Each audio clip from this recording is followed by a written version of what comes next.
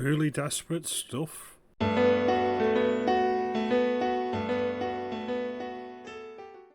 Good morning, I hope everyone's well today. Thank you for watching as always. Keir Starmer is in hiding. He is licking his wounds and he is digging himself in like a tick in Downing Street. The catastrophic local election results for Labour were basically an exchange like for like with Reform UK councillors, replacing the Labour councillors, and it is a joy to behold. I never thought it would happen. I was hoping, I was praying, and it actually did happen. And I think it's going to be repeated next year and the year after when there's more local elections. And I think Restore Britain are going to start doing well, very well indeed.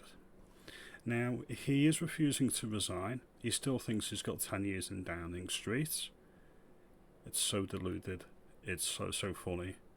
If only the country wasn't suffering because of it. But these are the apples. So I'm going to go into some of the story that I want to bring up now. So I'm going to bring it up now. First of all, Starmer brings in Gordon Brown and Harriet Harman to ease pressure on him to resign. This came out earlier on today. Another catastrophic blunder. This has nothing to do with helping the country. This has everything to do with him trying to shore up his own position. That is all it is about. He's bringing in Labour grandees from the previous era, just like Fishy Sunak, if you remember, brought in ex-Prime Minister David Cameron when he was under immense pressure. It's exactly the same here. Now I'm going to read part of the article. Keir Starmer has brought in Gordon Brown and Harriet Harman as advisors in a move to ease the mounting pressure on the Prime Minister to resign after the disastrous election results for Labour. Brown, the former Prime Minister and long-serving Chancellor under Tony Blair, has been made Starmer's envoy on global finance, with a brief to advise on financial partnerships and help with defence-related investments, particularly with Europe. Harman, who was Labour's deputy leader under Brown, will be the Prime Minister's advisor on women and girls. We'll get to that in a moment. Focusing on tackling violence and improving economic opportunities. While the roles are part-time and unpaid, it is deliberate symbolism in Starmer gathering Labour alleged heavyweights around him as he battles to save his job, particularly the optics with Brown being pictured with him at Downing Street on Saturday morning. So there we have it. Now, it may have been welcome for current Labour MPs not to call Reform UK, Restore Britain supporters fascists. That might have been a start, Lisa. That might have helped you. If you look at this one here, this is her area, this is her patch. Not only a third of the councillors up like my area in Halton, all but one seat went to Reform UK. So clearly her voters in her constituency are fascists, according to the Labour Party and Lisa Nandy. It is utterly reprehensible, and Labour deserve everything they get and more, and it can't come soon enough. Then we look at this. This is Keir Starmer. He put this out earlier today. I'm delighted to appoint Harriet Harman as my advisor on women and girls. Harriet is a strong advocate for women and girls, and I know that she will deliver a greater opportunity for women in public life. I'm committed to tackling the structured misogyny that is a barrier for too many women and girls. I look forward to working with Harriet to drive forward the action on this important issue. He was ratio to high heaven on this particular tweet, and for good reason. Look at the community note on this. Harriet Harman and her then husband, Jack Dromney, were senior officials in the National Council for Civil Liberties, now known as Liberty, and they supported a paedophile information exchange and allowed it to infiltrate NCCL. Okay? She says she regrets the association now that it's not become cool and fashionable to support nonsense. She's backed away from it, but she never, ever apologised. It's a disgrace, and she's got no business being anywhere near government, in my view. If she's in the House of Lords, she needs to be booted from there as well. I'm going to play a bit of a clip. I'm going to play a clip now. And the clip is from about just after the expenses scandal, maybe early 2010s, and Professor Starkey taking to task Harriet Harman about the cosy club that is politics. And this is the thing.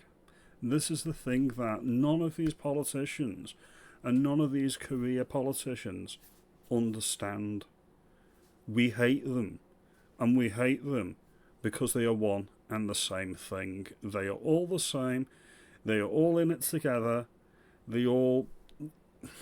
It's very, very unedifying. Alright, not to put too fine a point on it. Now, before we get to the clip, I want to mention a few things about Gordon Brown as well. He's the reason I don't support Labour anymore. There was an interaction during the 2010 general election where we called a Labour voter, or somebody who should be a Labour voter, a bigot on a hot mic when she complained about the levels of immigration.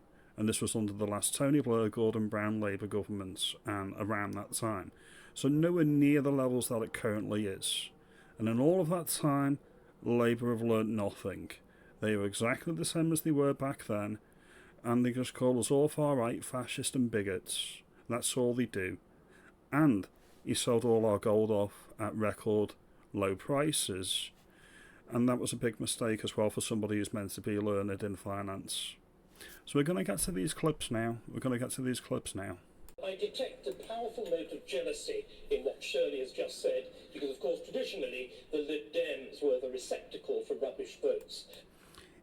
David Starkey has taken a question, and this is about whether UKIP, the Farage vehicle back in the day, is going to have a very big laugh at the Uni Party's expense.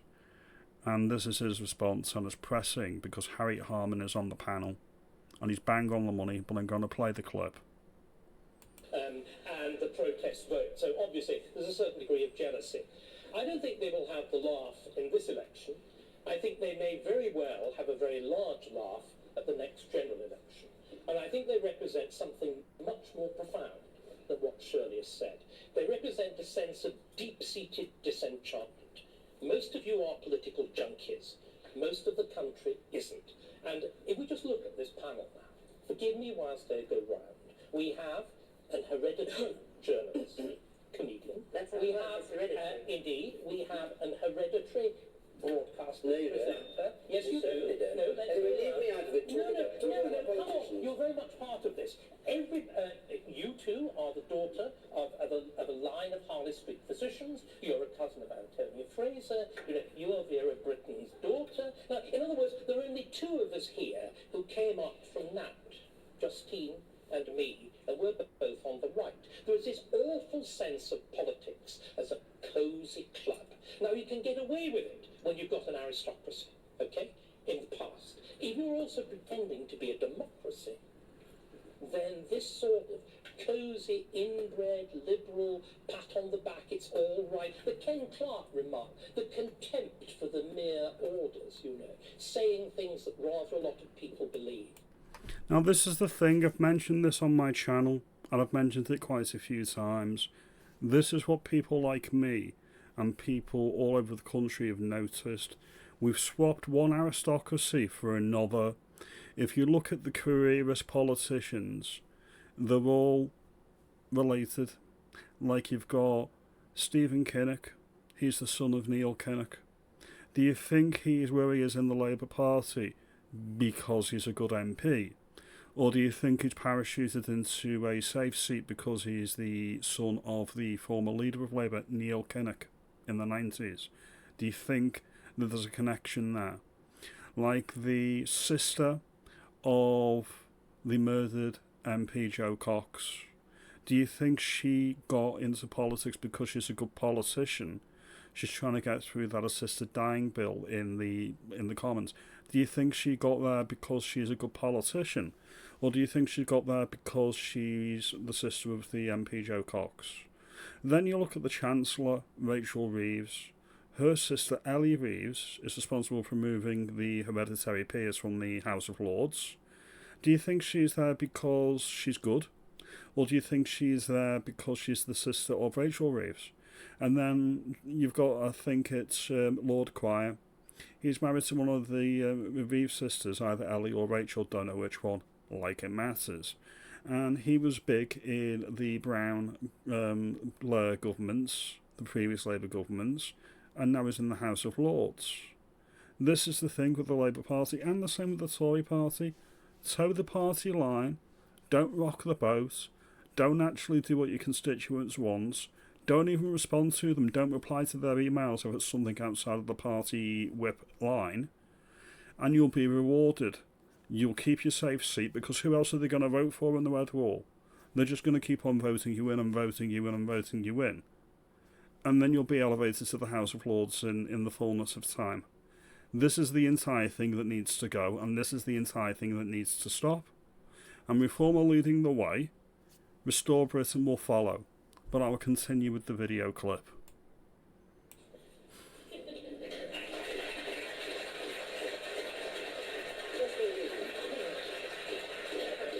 And that is a task for us to respond to that challenge. But thank you very much, David. Don't you patronise me and tell me I've had anything handed to me on a plate.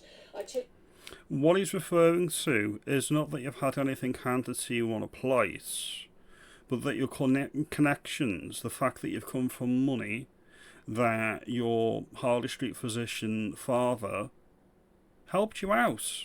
So you haven't come up from nothing. This is the thing, and this is the thing that he's referring to. You get all of these Nepo babies, alright?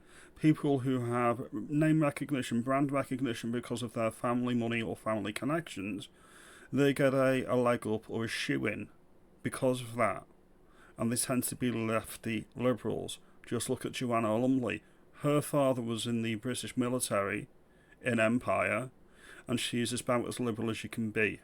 This is the entire thing. Many right-minded people, right-leaning people, are working class people like me, like Professor Starkey. We've come up from nothing essentially, and we're both on the right, and many people are the same because we've never had anything handed to us. If you are trying to be a woman in politics, there was only 3% women in the House of Commons when Like I care if there's only 3% women in the House of Commons. I don't care if there's a man, woman, fruit, vegetable or chimpanzee. I want the best entity in the House of Commons to represent me. It's immaterial whether you've got something between your legs or nothing between your legs. That's irrelevant. That's a footnote. It's whether you're good at the job. I came into the House of Commons, it was a men-only club, and I had to fight to actually get myself in and to get other women in Cry me a river. Don't care. too, so women could be spoken up for. So thank you very much, but don't condescend to me on that. He wasn't condescending, and this is another thing that female politicians tend to do. They'll scream misogyny if they're called out on the BS. And Keir Starmer thinks Harriet Harman's going to be helpful to him. Definitely not. If this is the calibre of rhetoric and this is the calibre of thought that we get from Harriet Harman, I don't think she's going to be helpful to anything but prolonging the inevitable for Keir Starmer.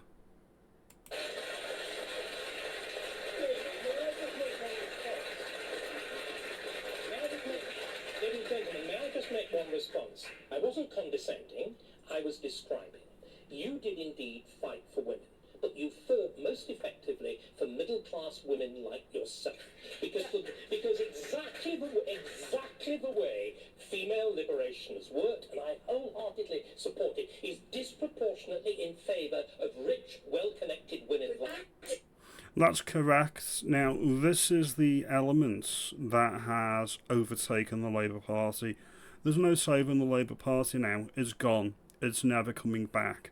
There were elements of the Labour Party way back when that tried to fight for the working class.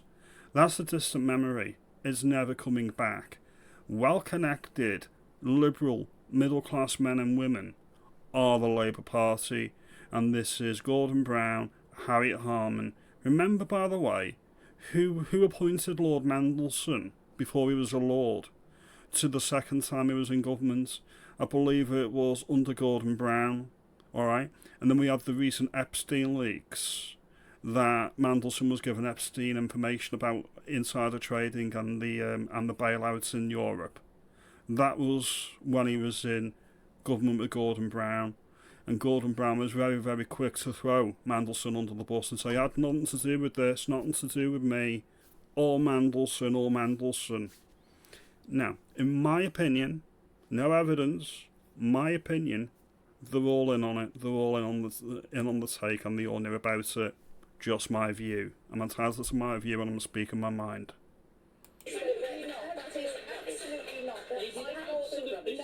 No, you're both David, wrong. I fought for maternity pay and leave for women whose husbands actually couldn't afford for them to be staying at home with work. Girls in the city do best out of that. He's right there as well. Well-connected women in the city did the best out of that policy. Anyway, David goes on a bit of a rant here, but it's completely on the money. I'm going to end this clip here. Reply in the comments below anyway. Do you think I'm wrong on this? Do you think the reason that Gordon Brown and Harriet Harman have been brought in to revitalise Keir Starmer's tarnished brand is because they're actually good at what they do? Or do you think it's literally he wants to save his own arse for a couple more weeks maybe? Possibly. Who actually thinks that Keir Starmer, 2-tier Keir, 3-gear Keir, no mates Keir, is going to be leading Labour into the next general election? I certainly don't. It doesn't actually matter who you put in. Andy Burnham, Angela Rayner, David Lammy, Redhead Miliband, they're all as bad as each other, and none of them have any original thoughts or thinking that can actually help Britain. We need a new way of doing politics. Anyway, this is just my opinion, these are just my thoughts. Obviously, if you don't agree, let me know. You think Labour's coming back? Do you think they're going to retake Wales? Do you think you can actually get any credibility in Scotland? Comment below, let me know. Have a good day and I'll see you in the next video.